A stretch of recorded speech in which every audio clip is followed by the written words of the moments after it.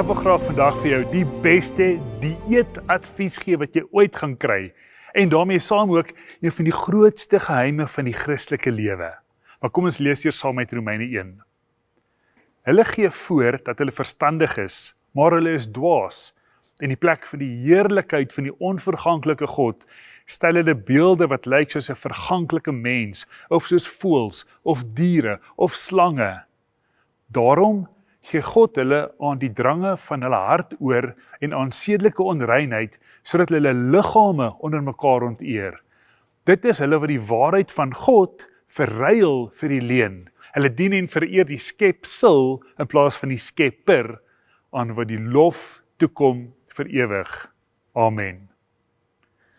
Eerstens, soos ek beloof het, die eetadvies.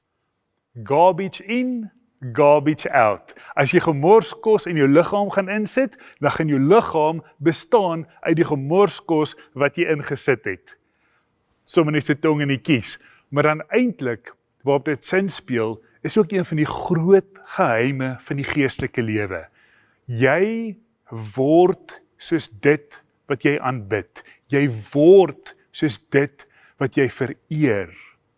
Ons is gemaak in die beeld van God, en hoe meer ons vir God aanbid, hoe meer word ons gevorm, hoe meer word ons gevorm in die rigting van ons doel as die beeld van God, as ons vir God gaan vereer, as ons gaan ontzag hê, daar's 'n mystieke vormingsproses in ons binneste. Dit is hoekom ons geestelike praktyke gebruik.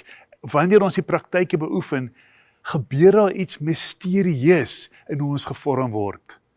Aan die ander kant, wanneer ons iets anders gaan vereer en ontzag hê, of dit is geld, of mag, of myself, of my kinders, dan begin daar iets skeef trek in ons bestaansdoel.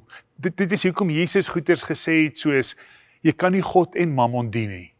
Of, jy moet die Here jou God aanbid met jou hele hart, siel, verstand. Dis iets mysterieus wanneer ons toe uitgenooi word in hierdie hele geheimsinnige geestelike vormingsproses.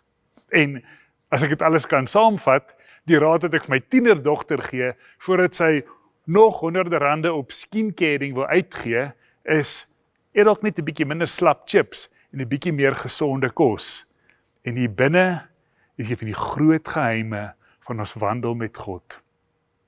So ek wil jou graag nooi vandag, sit in stilte en raak bewus van dit wat jy aanbid, of vereer, of wie jy eer en ontzag het. Wat is die groot elemente in jou lewe, wat jy volg, en wat jy so groot plek gegee het in jou binneste, dat sonder dat jy besef, het daar 'n mystieke vormingsproses begin plaasvind in ander rigtings. Kom ons bid saam. Here, ons raak stil voor U, ons kom na U toe met eer en ontzag en aanbidding, en ons vra dat U ons sal lei om te kan meer en meer gevorm word in U beeld, in die beeld wat U ons gemaak het. Here, nooi ons tog in hierdie geheimenis in, laat ons kan sien wat anders ons ingesit het in ons binneste, en hoe ons gevorm geraak het daaruit. Ons bid dit in Jesus se naam. Amen.